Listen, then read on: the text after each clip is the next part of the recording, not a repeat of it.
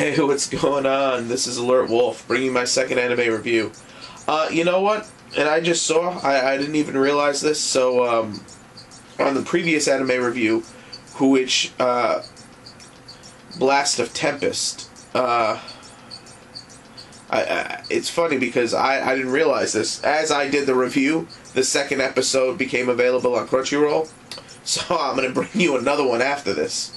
And I see that Batum, I don't even know if that's how you pronounce this right, so instead of Boom, it's Batum, I don't know, which is the show I'm going to be reviewing right now.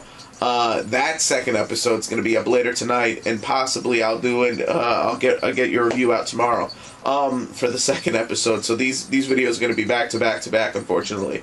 Well, I guess if you like it. Now Batum, again, I'm going to cheat because don't know these characters by name, but so far it's about this one dude. Batum is an online game similar to Call of Duty. Only the difference is, and the anime opens up this way. The anime opens up, you know, it feels like Call of Duty, only they're wearing futuristic looking armor things, and it's bombs. They're just basically frag grenading people, you know what I mean?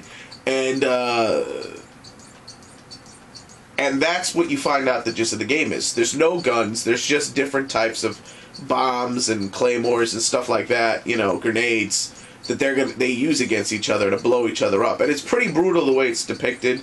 And the brutality of it with killing civilians and people not caring, it just reminded me of a video game. So, and that's what it was. So they did a good job. I wasn't fooled for a second. And I thought it was pretty cool. I liked the knockoff of,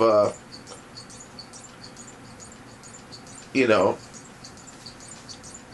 basically I like the knockoff of Call of Duty. I dig that concept. And alright, this guy's name is Satomu Ryota. Again, I'm horrible at pronouncing names. I will get better at it as the more I watch the show. The better I'll get at pronunciating the name, because it'll be fresher in my mind. And basically, a lot of this episode is flashback, and a lot of it is, you know, supposition, basically. And I'm going to say, so he's really good. I think he's on the number 10th ranked team, and he's going to take on the number 1 ranked team, or number 2 ranked team in the episode.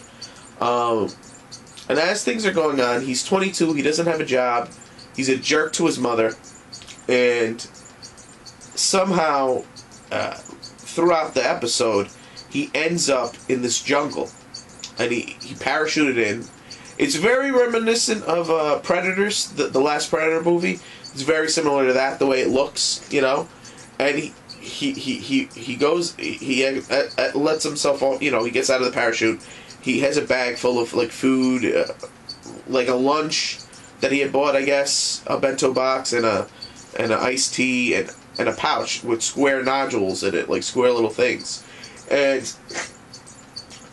you know, he basically, he's running around, you know, there's a lot of bugs, he's in like a rainforest type of environment, and it's scary, and he's trying to find anybody to help. And he can't remember what he's doing there because he bumped his head. There was a little bit of blood. So he has no idea why he's there, and trying to remember hurts him. As the flashbacks go back, you get more on his backstory. You get he wanted to work for the company that makes this game.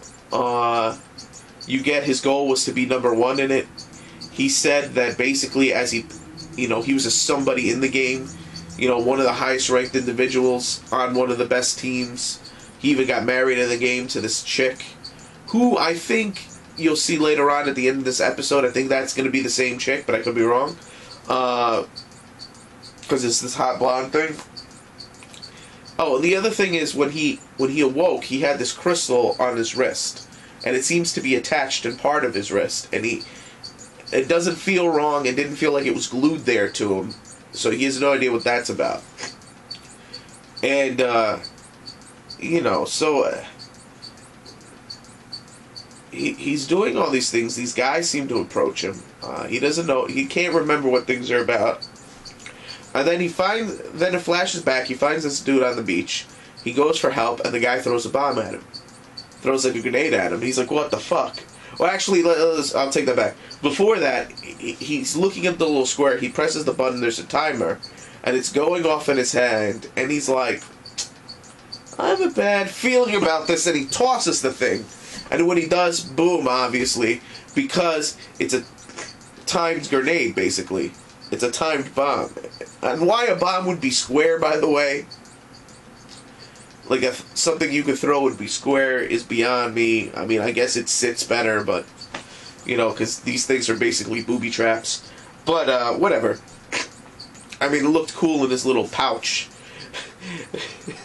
His fanny pack, by the way, all of them wearing fanny packs that hold grenades. I don't even know what to make of it. The fact that they hold grenades is badass, and it fits to it. But the fact that they're fanny packs is, I don't know. But, well, you know, the little, yeah, I don't know.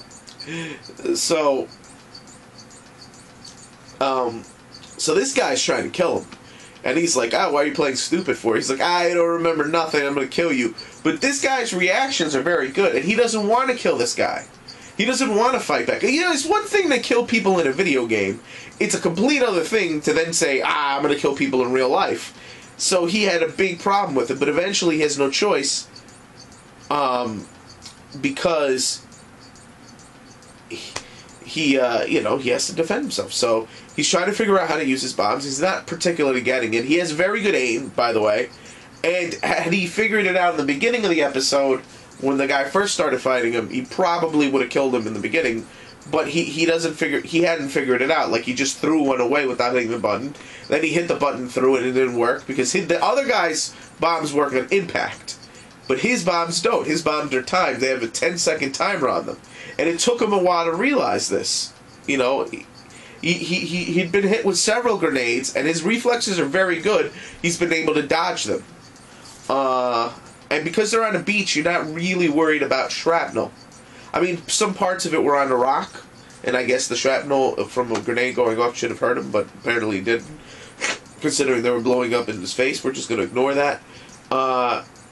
And finally, he's hiding in this field. And the other thing is, the other guy seems to be able to track him. And they're tracking each other with the crystal on the wrist. And he figures this out. So throughout this process, he's figuring stuff out. Now we get more flashbacks with him and his mom.